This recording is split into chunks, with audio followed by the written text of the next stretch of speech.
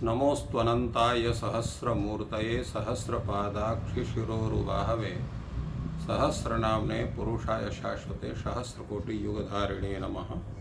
वेदान्तवेद्यतत्त्वाय जगत्त्रितय Hathaway प्रत्थस्थाशेषदोषाय परस्मै ब्रह्मणे नमः। शास्त्र चर्चा इस चैनल से संबद्ध सभी विद्वद्गण, सभी जिज्ञासु छात्र वृंद, सहृदय सज्जन वृंद, आप सभी का मनुस्मृति के इस विचार परंपरा में स्वागत है। हम लोग आज मनुस्मृति के प्रथम अध्याय के 86वें श्लोक से लेकर के और 90 श्लोक तक के विचार पर जो है हम लोग इस पर चर्चा करेंगे। तपः परम कृत युगे त्रेतायाम ज्ञानमुच्यते द्वापरे यज्ञमेवाहु दानमेकम कलौ युगे। यहाँ पर विचार हो रहा है कि प्रत्येक युग का एक मुख्य कार्य क्या है जिसके द्वारा व्यक्ति अपने जीवन को कृतार्थ करता है और अपने जीवन धारण का फल प्राप्त करता है, जिसे उसे परमात्मा के प्राप्ति तक के उपाय का ज्ञान होता है। तो उसके विषय में कहते हैं कि कृत युगे परम तपः।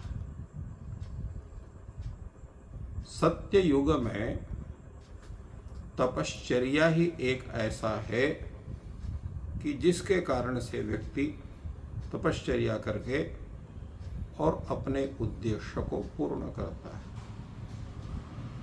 तो त्रेता युग में क्या है? त्रेतायाम ज्ञानमुच्यते। त्रेता में कहा गया कि त्रेता में ज्ञान आवश्यक है। कौन सा ज्ञान?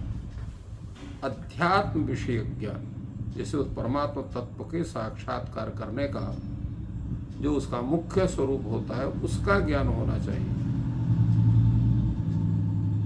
क्योंकि शरीर क्लेशात के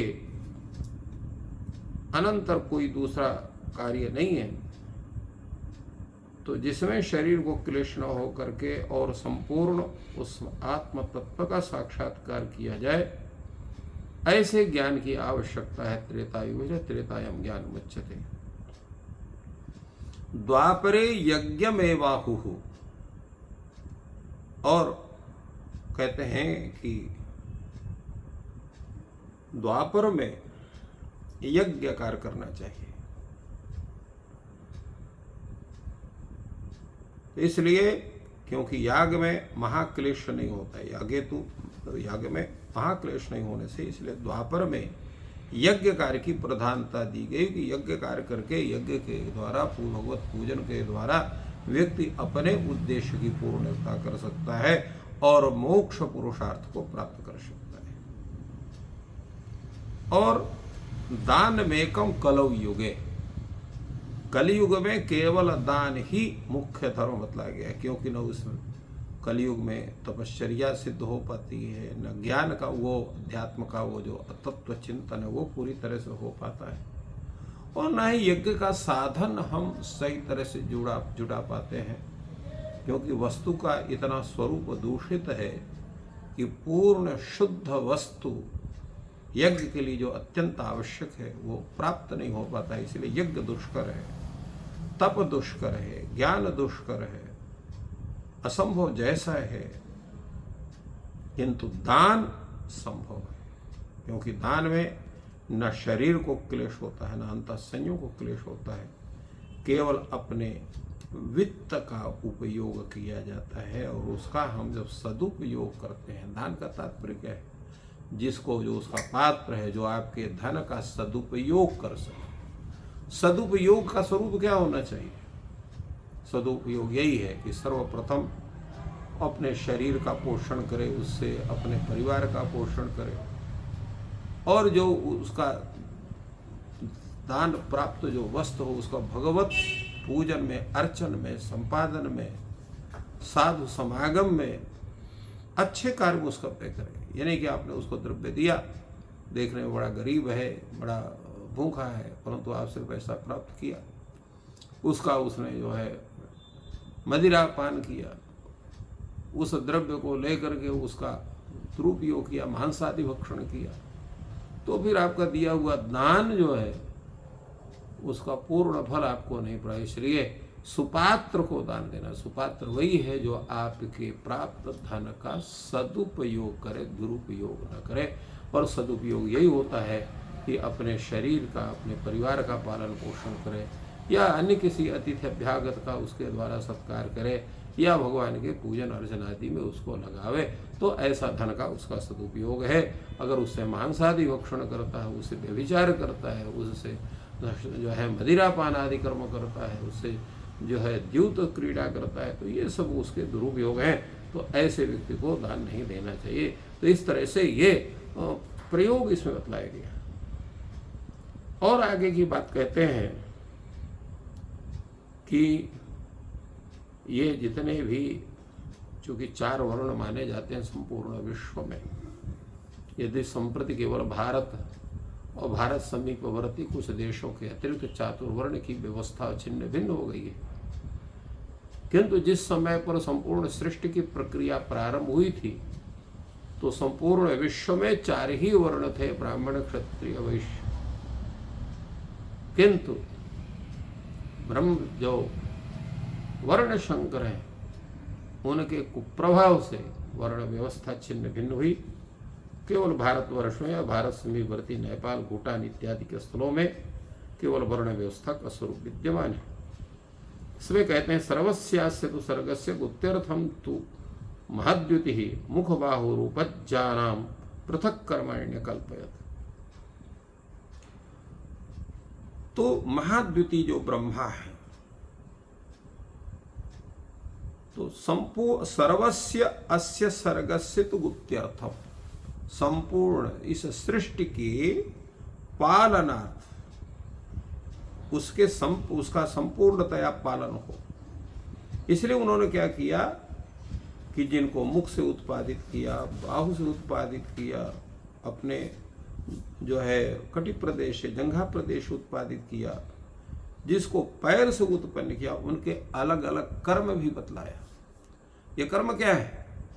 अपने अपने कर्म से संपूर्ण समाज की सेवा करना और उसकी रक्षा करना। जैसे ब्राह्मण को कहा कि ब्राह्मण के पालिए कौन सा कर्म होना चाहिए, तो क्या अध्ययनम अध्यापनम अध्ययनम च यजनम याजनम तथा दानम प्रतिग्रहम च ब्राह्मणा नाम कल्पयत। उनको क्या कि पहले आप लोग अध्ययन करिए, संपूर्ण शास्त्रों का, संपूर्ण विद्याओं को आप परिश्रम करके उसका अध्ययन करिए, और अध्ययन करके उसको संपूर्ण समाज के जो शिष्य वर्ग है, जो छात्र वर्ग है, उसको आप उनको पढ़ाइए, अध्ययनम अध्यापनम। और इसके बाद क्योंकि संपूर्ण जो देवता हैं वो मंत्र के अधीन है, आपने मंत्रों का उनका साधन किया है, इसलिए आप यज्ञ करिए, यज्ञ कराइए, जिससे संपूर्ण सृष्टि की जो प्रक्रिया है, जो प्राकृतिक संसाधन है, उनकी संपुष्टि हो।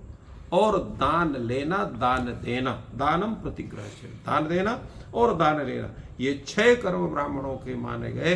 इन 6 कर्मों के द्वारा ब्राह्मण संपूर्ण प्रजा का संरक्षण करता है, संपूर्ण विश्व का संरक्षण करता है, ज्ञान की वृद्धि कराता है, और जिससे संपूर्ण प्रजा शिक्षित, सुशिक्षित और मर्यादित होती है। क्षत्रियों के कर्म है प्रजा नाम रक्षणम दानम विद्याध्ययनमेव च विषये स्वप्रसक्तिश्च क्षत्रिय से समातिशत। क्षत्रिय क्या है? प्रजा नाम रक्षण, संपूर्ण प्रजा का आतताइयों से संरक्षण करना, संपूर्ण प्रजा को शास्त्र के अनुसार उनको नियम पूर्वक चलाना, ये पहला कर्म उनका है। उसके लिए उनको क्या करना पड़ेगा? अध्ययनम। जब तो उनको ज्ञान नहीं होगा प्रजा का संरक्षण किस रीति से करना है, प्रजा का मार्गदर्शन कैसे करना है, प्रजा को नियम में कैसे प्रवृत्त करना है, उसके लिए उनको शास्त्रों का अध्ययन करना पड़े। पहले अध्ययनम, और अध्ययनम के बाद फिर क्या है? प्रजा नाम रक्षण, उस अध्ययन के आधार पर प्रजा का रक्षण करना, दान देना, जो आवश्यक है, जिनको लगता है कि इनकी सहायता करें, उनको दान देना। और इज्जा अर्थात यागादि कर्म करना। यागादि कर्म सबके लिए अत्यंत आवश्यक है, क्योंकि याग कर्म से ही संपूर्ण प्रकृति का संतुलन बनता है। विषयेषु अप्रसक्तिश्च, उनको जो है विषय सेवन अर्थात उनको जो है भोग विलास आदि जो अनेक प्रकार के ये इंद्रियों के जो विषय हैं उनमें उनका राग नहीं होना चाहिए, उनकी आसक्ति नहीं होना चाहिए।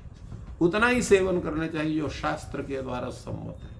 शास्त्र से विपरीत उनका स्वरूप नहीं होना चाहिए। ऐसा क्षत्रिय, इसलिए क्षत्रियों के लिए, राजाओं के लिए संपूर्ण प्रजा पुत्रवत थी, उस तरह से उसका पालन पोषण करते हैं। जैसे पुत्र को हम समझाते भी हैं, कभी डांट भी दिया और तो कभी उसको अपने साथ में लेकर के उससे सलाह भी लिया। तो इस तरह से कार्य पुत्रवत क्षत्रिय जो हैं वो संपूर्ण प्रजा का पालन करते हैं। वैश्यों का कर्म है संपूर्ण प्रजा को आर्थिक रूप से समृद्ध करना। तो कैसे समृद्ध होगा? पशूनाम रक्षणम दानम विद्याध्ययनमेव च वणिक पथम कुसीदम च वैश्यस्य कृषिमेव च। ये वैश्य के लिए ये जो है, तो ये साधन पहले सबके लिए बताया कि 3 काम सबके लिए आवश्यक है। पहला अध्ययन, क्योंकि अगर अध्ययन नहीं करेंगे तो समाज के साथ अपना सामंजस्य सही ढंग से नहीं बैठा पाएंगे, अपने कर्म को जो है कर्तव्य बुद्धि से कार्य नहीं कर। इसलिए पहले अध्ययनम, फिर क्या है? दान देना, दान सबके लिए आवश्यक है। और इज्जा यागादि कर्म करना, फिर पशु नाम रक्षण, पशुओं का संरक्षण करना, फिर इसके बाद वाणिज्य कर्म करना। कुसीद, कुसीद मतलब कम से कम पैसा लेकर के ब्याज में पैसा देकर किसी की सहायता करना। और कृषि में बचाओ, कृषि कर्म करना। अब देखिए ये जितने कर्म है, कृषि कर्म क्या है? कृषि से ही हम अन्न संपूर्ण अन्नों को उत्पादन करते हैं, जिससे सबका जो है भोजनादि प्रक्रिया बनती है। इसी प्रकार बड़ी कार्य क्या है कि संपूर्ण दूर दूर सुदूर में स्थित वस्तुओं को ले आकर के लोगों को सरल कुछ थोड़ा सा सम जो है द्रव्य लेकर के सबको उपलब्ध कराना। और कुसीद मतलब ब्याज में पैसा देकर, किसी को आवश्यक है धन का तो उसको धन का दे करके उसे कुछ जो है कम से कम पैसा ले करके ब्याज में और उसका सहायता करना। इसी तरह से और पशुओं का संरक्षण करना है, क्योंकि पशुओं से दूध है, घी है, कृषि कर्म है, ये सब पशुओं से ही संभव है। यात्रा भी पहले जो है पशुओं के द्वारा ही संभव होती थी, तो इसलिए ये संपूर्ण पशु का संरक्षण भी उनके काम दिया है। और शूद्र के लिए क्या है? एकमेव तो शूद्रस्य प्रभु कर्म समादिशत एतेषामे वर्णानाम शुश्रूषाम अनुसूयया, बिना किसी जो है क्या कहते हैं उसको, मत्सर के अर्थात बिना किसी ईर्ष्या द्वेष के, ये जो 3 वर्ण हैं, ब्राह्मण हैं, क्षत्रिय हैं, वैश्य हैं, इनके जो कर्म है उसमें सहायक रूप से उपस्थित होना। ब्राह्मण के जो कर्म उसमें सहायक बनना, क्षत्रियों के जो कर्म उसमें सहायक बनना। उसको सहायक के लिए अनेक इनके जो कार्य हैं जिनको हम लोग कहते हैं कारुशिल्प कर्म, तो शिल्प आदि कर्म के द्वारा, अन्य सहायता प्रदान के द्वारा सबके सेवा में, सबके सहायता में उपस्थित रहना। ये चौथा वर्ण जो है ये संपूरक वर्ण है, सबकी पूर्णता करता है, क्योंकि अकेले कोई काम नहीं कर सकता है। अगर खेती करना है, वणिक कर्म करना है, पशुओं का संरक्षण करना है तो सहायक की आवश्यकता होगी। इसी प्रकार प्रजा का संरक्षण करना है तो उसके लिए सैनिकों की आवश्यकता होती है। इसी तरह से ब्राह्मण को अपने कर्म करना है, यागादि कर्म कराना है तो उसके संपूर्ण जो जितना है यज्ञशाला आदि का निर्माण है और तत्त वस्तुओं का उनका एकत्रीकरण है, वो सब शूद्र आदि जो है सहायक है, उन्हीं के द्वारा होता है। तो इस तरह से 4 वर्णों के विषय में जो है इन्होंने बतलाया कि ये 4 वर्ण जो है अत्यंत आवश्यक है संपूर्ण समाज के संरक्षण के लिए।